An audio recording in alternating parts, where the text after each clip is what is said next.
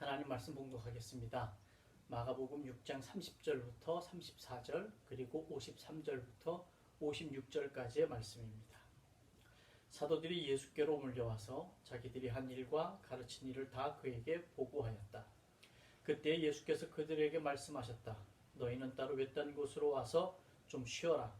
거기에는 오고 가는 사람이 하도 많아서 음식을 먹을 겨를조차 없었기 때문이다. 그래서 예수의 일행은 배를 타고 따로 한적한 곳을 찾아 떠났다.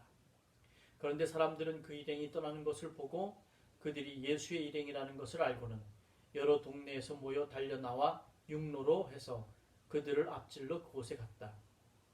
예수께서 배에서 내려서 큰 무리를 보시고 그들이 마치 목자 없는 양과 같으므로 그들을 불쌍히 여기셨다. 그래서 그들에게 여러 가지로 가르치기 시작하셨다. 53절입니다. 그들은 바다를 건너가서 게네사렛 땅에 이르러 닻을 내렸다. 그들이 배에서 내리니 사람들이 곧 예수를 알아보고 그 온 지방을 뛰어다니면서 예수가 어디에 계시든지 병자들을 침상에 눕혀서 그곳으로 데리고 오기 시작하였다. 예수께서 마을이나 도시나 농촌이나 어디든지 예수께서 가시기만 하면 사람들은 병자들을 장터에 데려다 놓고 그 옷자락만이라도 만지게 해달라고 간청하였다. 그리고 손을 댄 사람은 모두 병이 나았다. 우리에게 주시는 주님의 말씀입니다. 하나님 감사합니다. 오늘은 성령 강림 후 8번째 주일입니다. 계속해서 성령 경험에 대해서 우리가 생각해 보고 있습니다. 성령 경험. 오늘은 하나님의 성전이 됨이라는 그런 제목을 가지고 성령 경험을 생각해 보려고 합니다. 여러분은 몸을 어떻게 생각하십니까? 우리의 몸을 어떻게 받아들이고 있는지 이것은 참 중요한 문제입니다. 이원론적으로 생각해 볼 수도 있죠. 육과 영으로 나눠 볼 수도 있습니다.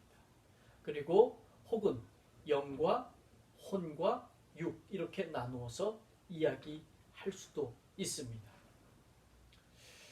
우리가 어떻게 우리의 몸을 받아들이는지에 따라서 우리의 삶의 모습은 천차만별로 달라지게 됩니다.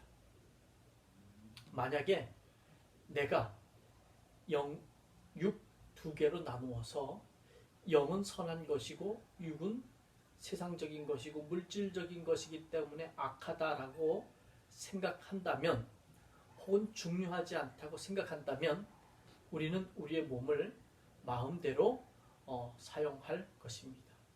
중요하지 않으니까.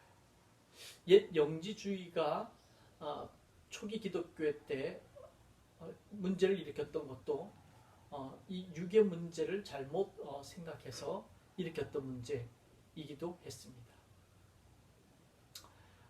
세상 속에 속해서 살다 보니까 우리는 이 육의 문제를 굉장히 몸의 문제를 혼돈하거나 제대로 정립하지 못하고 살아가는 경우가 참 많이 있습니다.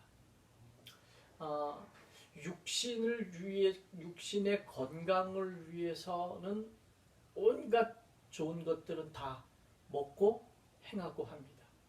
그런데 이 육신의 건강을 위해서는 그렇게 행하는데 우리의 이 속에 들어있는 마음, 정신, 영혼 무엇이라고 표현했든지 그것을 위해서 우리가 얼마만큼 애쓰고 수고하고 노력하는지 그것은 의문사항입니다.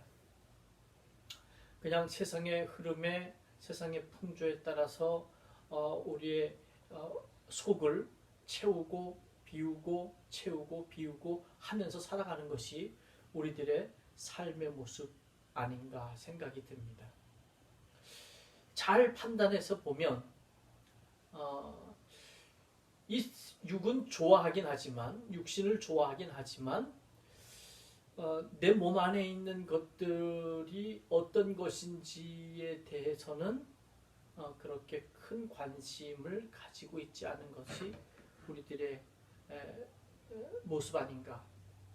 그런데 많은 현대 심리학자들이나 연구 결과에 의하면 우리 안에 들어있는 그것으로 인해서 우리의 육신이 영향을 받고 건강이 좌우되기도 하고 정신의 문제가 생기기도 한다라고 이야기합니다. 뭐 이렇게 저렇게 얘기해 보지만 여러분은 몸을 어떻게 생각하십니까? 예수님께서는 이런 말씀을 하십니다. 첫째 계명은 하나님을 사랑하는 것이고 둘째 계명은 내 이웃을 내 몸과 같이 사랑하는 것이다 라고 이렇게 말씀하십니다. 내 영과 같이, 내 정신과 같이, 내 영혼과 같이, 뭐 이런 말이 아니라 내 몸같이 사랑하라. 성경은 몸이라는 단어를 내 겉과 속 모든 것을 하나 합쳐서 온전한 나로 표현할 때 몸이라는 단어를 씁니다. 이 몸이 어떤 몸인지에 따라서 그 사람이 어떤 삶을 살았는지, 그 사람이 무엇을 추구하는지, 그 사람이 어디를 향해 바라보고 나아가는지가 결정되어 있습니다. 그러니까 육신뿐만 아니라 우리 안에 있는 그 정신이나 마음이나 영까지도 똑같이 보아야, 그래야 우리는 온전한 몸을 가지고 살아갈 수 있게 되는 것입니다. 수많은 사람들이 성형을 하지요. 외관을 꾸미기 위해서 굉장히 애를 쓰는 모습입니다. 어저께 이렇게 SNS를 하다가 베트남 남자들이 요즘 성형에 붐이 일어서 눈도 하고 입술도 두툼하게 하고 하는 수술을 한다고 하면서 사진을 찍어 하나 올리는 것을 보았는데 깜짝 놀랐습니다. 우리의 겉으로 드러나 있는 그 육신을 가꾸는 그 모습들, 멋있게 보이고 아름답게 보이려고 하는 모습들, 그 모습들이 요즘 유행하는 모습이죠. 뭐 벌써 오래된 이야기죠. 저희 큰딸이 고등학교를 졸업하던 때에 친구들이 대학 입학하기 몇 달 전 동안 아르바이트를 해서 성형 수술을 한다, 뭐 그런 이야기를 들은 적이 있습니다. 육을 가꾸는 거에 대해서는 굉장히 애를 쓰는데 우리의 몸을 형성하고 있는 겉을 가꾸는 데는 그렇게 최선을 다하는데 우리 안을 가꾸는 데는 우리가 얼마만큼 애를 쓰고 있는가, 이건 그리스도인이면 특별히 더 주의 깊게 물어봐야 될 사항입니다. 왜냐하면 내 겉뿐만 아니라 속이 다 합쳐져서 내 몸을 이루고 있기 때문입니다. 에베소서에서는 우리의 이 몸을 성전이라고 이야기를 합니다.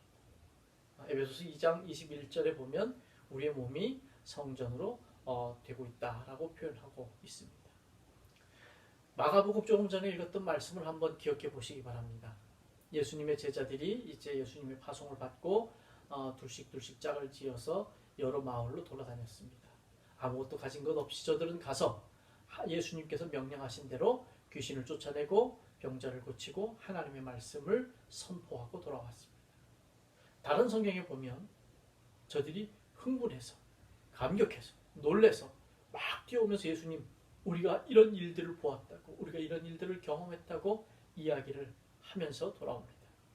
그들이 얼마나 수고하고 애썼는지는 오늘 읽었던 말씀에서 보니까 예수님이 너희들이 한적한 곳에 가서 좀 쉬어야 되겠다, 밥 먹을 틈조차 없던 그 당시의 모습을 이야기하면서 제자들을 쉴 만한 곳으로, 한적한 곳으로 예수님이 이끌어 가십니다. 그런데 그곳에도 또 예수님이 오신다는 이야기를 듣고 수많은 사람들이 모여서 결국 예수님은 가르치시고 또 예수님이 하셨던 사역을 계속 행하십니다. 게네사렛 동네에 갔더니 예수님이 오셨다는 이야기를 듣고 모든 사람들이 이 동네 저 동네 다니면서 병자들을 침상채로 데리고 오는 모습까지 기록되어 있습니다. 심지어는 예수님의 옷자락만 만져도 내 몸이 나을 것이다 라는 그런 믿음을 가지고 예수님의 옷자락을 만지고 낫는 모습도 기록되어 있습니다.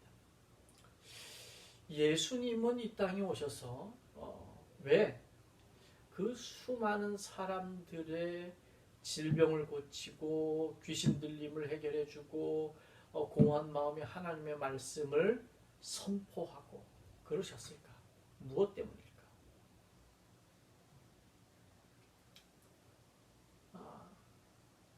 궁극적인 목적이 있지 않을까?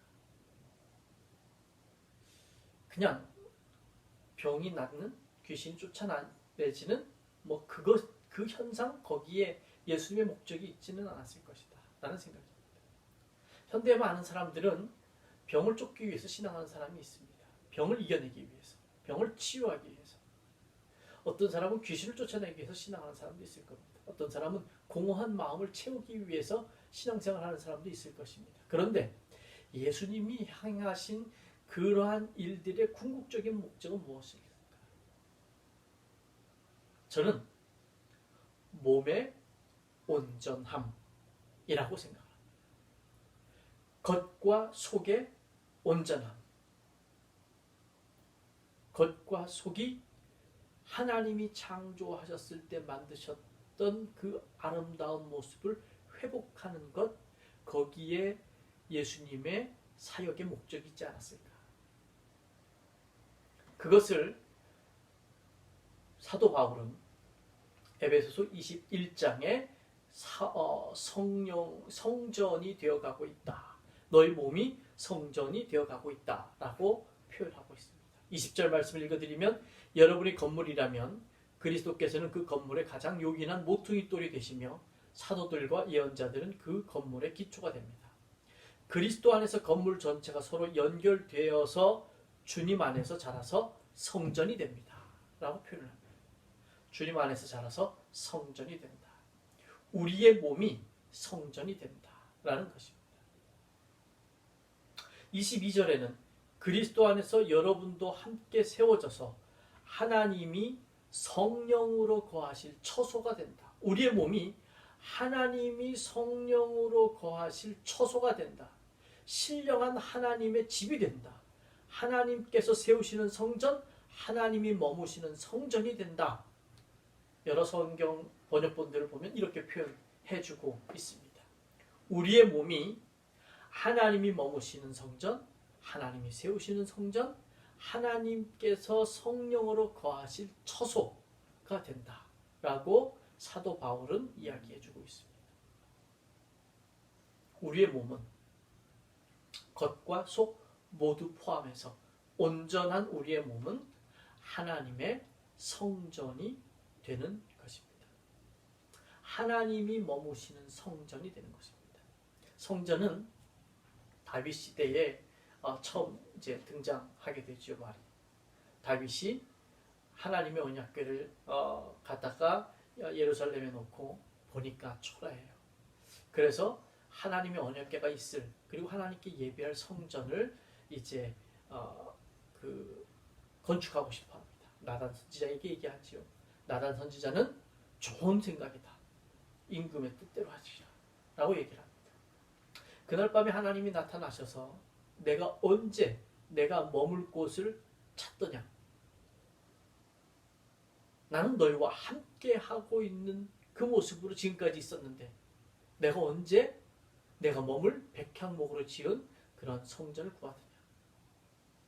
다윗의 마음은 알겠지만 그 마음은 이룰 수 없을 것이다. 그러면서 성전이 등장합니다. 결국 하나님의 말씀대로 다윗의 아들 솔로몬이 성전을 짓지요. 문제는 성전이 절대화되는 것이었습니다. 성전 절대주의가 만들어지면서 이스라엘은 하나님 신앙이 퇴락하고 오히려 성전을 중심으로 해서 이데올로기화되고 체제화되고, 그래서 그 성전은 이스라엘 민족 삶의 걸림돌이 되었던 것을 우리는 알고 있습니다. 예수님이 예루살렘 성전에 들어가셨을 때 성전을 정화하던 모습 속에서 우리는 분명히 알 수 있습니다. 하나님이 머무시는 성전, 그 성전은 우리가 다니고 있는 교회도 아니고 저 이스라엘 땅 예루살렘에 있는 것도 아니고 오늘 말씀해 보니까 예수를 통해서 예수가 하나님 앞에서 순종함으로 만들어 나가고 계신 그 일을 통해서 우리 안에 우리 몸에 이루어지고 있다. 성전으로 만들어 가고 있다. 주님 안에서 자라서 성전이 되고 있다.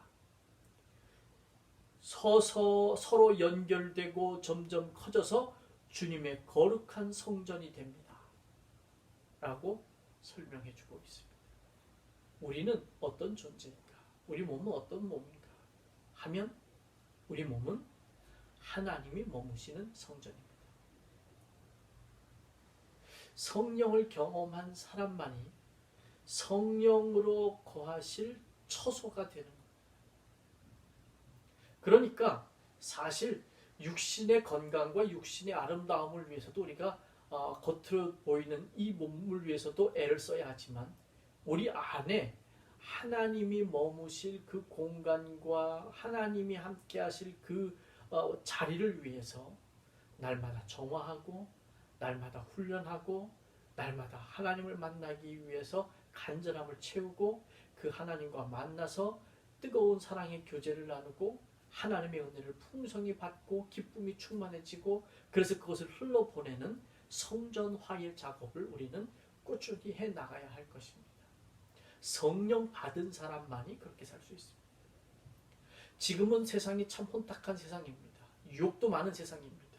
정말 많은 잡스러운 것들이 우리들 안에 들어와서 살고 있습니다. 성경에 보니까 그렇게 더러운 그릇으로는 결단코 주님을 모실 수 없다고 얘기합니다. 깨끗이 우리 안에 세상의 것들을 정리를 하고 내가 예수 닮아서 예수의 그 길을 따라가면서 내 안에 세상의 것은 비우고 아무것도 담아놓고 담지 않고 기다리고 있는 것이 아니라 하나님이 담겨서 성령이 충만하여서 그 성령과 더불어서 살아가는 삶, 그 삶을 살아가야 되는 것이 그리스도인의 모습입니다. 이 일은 성령을 경험한 사람만이 할 수 있습니다. 그 안에는 질투가 없습니다. 하나님이 내 안에 계시다면 그 입으로 나오는 말을 통해서 그 얼굴을 통해서 그가 듣는 것과 보는 것을 통해서 우리는 알 수 있습니다. 하나님이 그 안에 머무시는지.